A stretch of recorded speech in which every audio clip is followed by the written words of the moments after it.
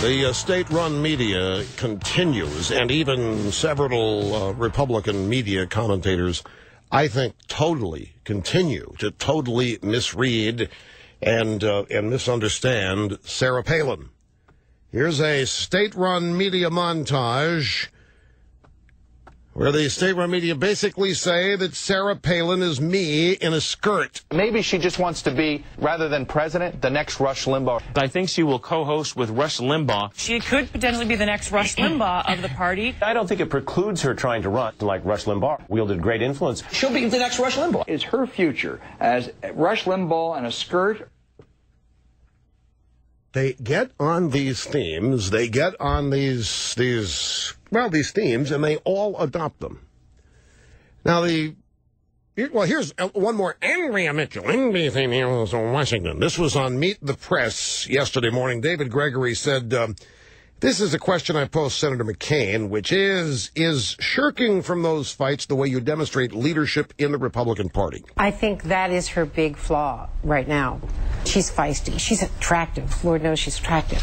But she has to have a coherent worldview to be the Republican nominee.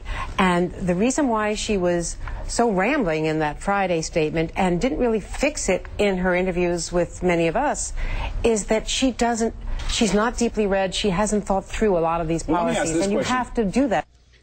Okay. I hear this from a lot of people on our side, too. Primarily women. Primarily women. And I think many of them have been in Washington too long. Lord knows she's attractive. That's the rub. That's the rub.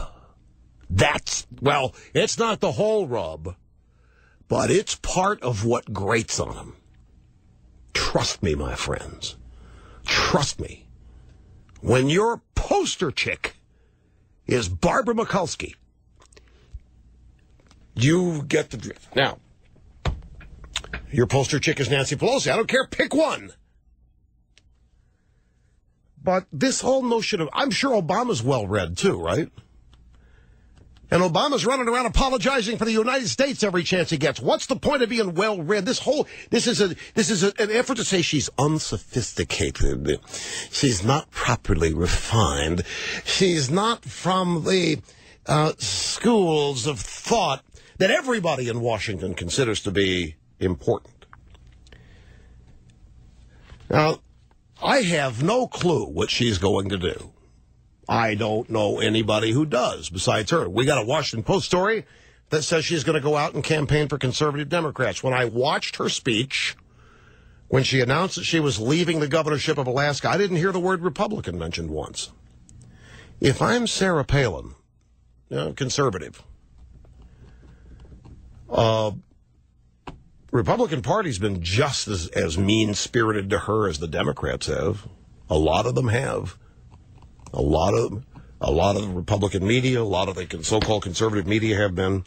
Yeah, I don't know if she's going to campaign for conservative Democrats, but if she believes that conservatism is the way to go.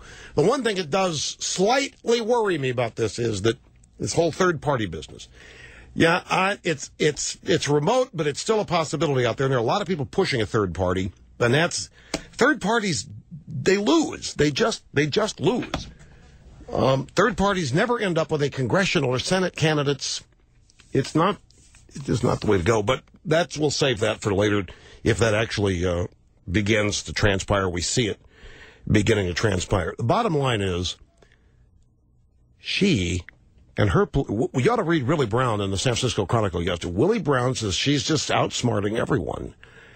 Her instincts, an American thinker, I think Thomas Lifson wrote about it too, Willie Brown's analysis of this, that she just steps ahead of everybody strategically, doesn't fit any cookie-cutter mold, which is exactly what's necessary, but also just from a standpoint of personal responsibility as governor.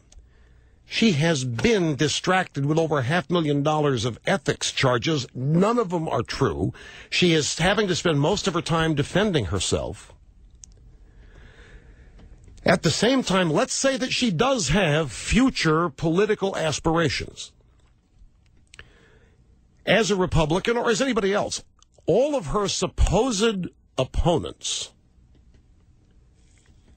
do not have day jobs. You go, let's look at the Republicans. You have of the ones we think are out there. Huckabee, Romney. We hear Christ, and he has a day job. Sanford's gone. By the way, has he been in the news lately? He hasn't. He's probably thinking Michael Jackson and this Sotomayor stuff. But if she's going to compete, she's got to come down here. She's got to come to the lower 48. She's got to do television. These guys can do it anytime they want. And if she's being distracted from serving as governor, she can overcome this quitting business, depending on what she does between now and then. She continues to intrigue me politically. I don't have any idea what she's going to do, other than try to make some money right off the bat. We'll be back. Stay with us.